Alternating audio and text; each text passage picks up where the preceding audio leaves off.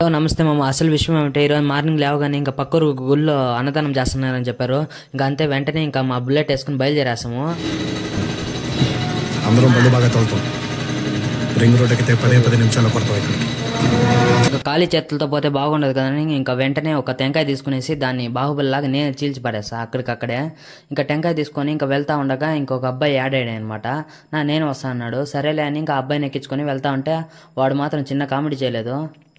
చిన్న లేదు పెద్ద లేదు ప్రతి లంచ్ ఇంకా వెంటనే ఆ బండి ఎక్కి వెళ్తా ఉంటే నా ఫీల్ ఎలా ఉందంటే ఏదో ఫ్లైట్లో పోయినట్టు ఉందనమాట. ఇంకా ఈ ముగ్గురిని వేసుకొని పోతా అంటే ఇంకా వెంటనే వీడిని అడిగా ఎలా ఉందిరా నీకు అంటే నాకైతే చాలా బాగుంది, రోజు ఇలా పోవాలంటున్నాడు. వాడిని ఒక రోజు ఎక్కించుకోవడమే ఎక్కువ, కానీ వాడు రోజు పోవాలంటున్నాడు. ఇంకా మధ్యలోనే దింపేద్దాం అనుకున్నా, వద్దులే సరే పిల్లోడే కదా అని ఇంకా మేము వెళ్ళగానే ఇంకా దేవుళ్ళు కూడా ఎత్తుకొచ్చేసారు అనమాట. ఇంకా సరేలే అని ఇంకా పూజ చేసుకుని కాసేపు వెయిట్ చేసాము. ఇంకా అన్నదానం ఇంకా రెడీ కాలేదేనరా అని చూస్తా అంటే ఇంకా అప్పటికి ఇంకా చేయలేదనమాట. సరేలే అని ఇంకా మా పక్కనే మా బంధువులు ఉంటే ఇంకా సరే ఇంకా కాసేపు స్లీపింగ్ చేసామన్నమాట.